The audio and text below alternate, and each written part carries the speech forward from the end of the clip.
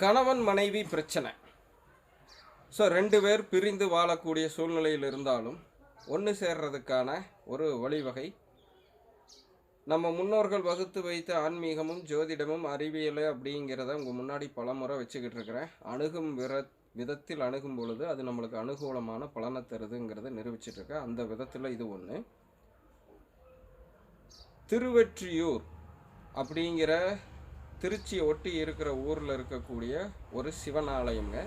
இந்த ஆலயம் பார்த்திங்கன்னா அம்மையார் மகாலட்சுமி அவங்க பிரதிஷ்டை பண்ணி வழிபட்டதாக சொல்லக்கூடியது. ஸோ நம்ம முன்னோர்கள் வழிகாட்டுற இடம் இது. ஸோ யாராவது ஒருவராவது, கணவனோ மனைவியோ பிரிந்து வாழ்கிறவங்கள யாராவது ஒருவராவது திங்கட்கிழமை தோறும் போய் அந்த சிவாலயத்தில் வழிபாடு நடத்தினா நல்ல முன்னேற்றம் கிடைக்கிது.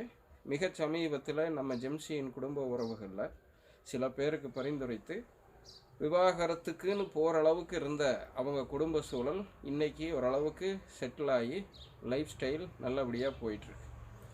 ஸோ நான் சொல்லக்கூடியது ஒன்று தான்.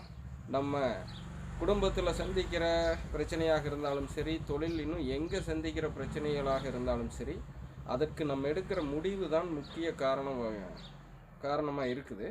ஸோ அந்த முடிவு தெளிவாக இருந்துருச்சுனாலே நம்ம சரியான முடிவை சரியான நேரத்தில் எடுத்து பல பிரச்சனைகளை தவிர்த்துக்குவோம். அப்படி நம்ம மனதை தெளிவாக வைக்கிறதுக்கும் அந்த ஆலயத்துக்கும் சம்மந்தம் இருக்குது. அங்கே இருக்கக்கூடிய கற்பக விருட்சம்னு சொல்லுவீங்களா, ஒவ்வொரு ஆலயத்துலேயும் நம் முன்னோர்கள் ஒரு கற்பக விருட்ச மரம் இருக்கிற மாதிரி இருக்கும்.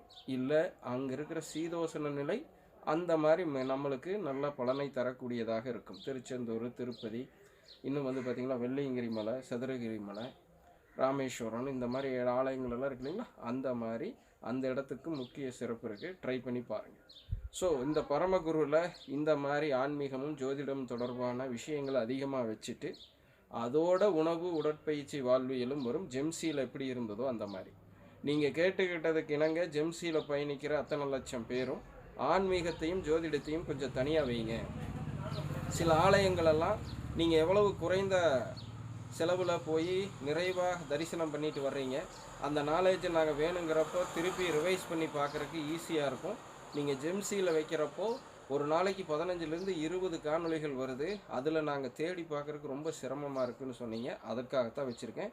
ஸோ ஜெம்சியின் குடும்ப உறவுகள் முதல் கட்டம் கப்புன்னு பிடிச்சிங்க. புதியவர்களும் பொதுமக்களும் யாராவது பார்க்க நேரிட்டால் எங்களுடைய நோக்கம் லஞ்சம், ஊழல் இல்லாத நேர்மையான ஆரோக்கியமான பாரதம் மற்றும் உலகத்தை உருவாக்குவது. அதுக்கு தேவையான A to Z துறைகளை உங்கள் முன்னாடி வைப்பது. அது மூலயமா மக்களுக்கு விழிப்புணர்வு ஏற்படுத்தி அவங்களே பார்த்துக்க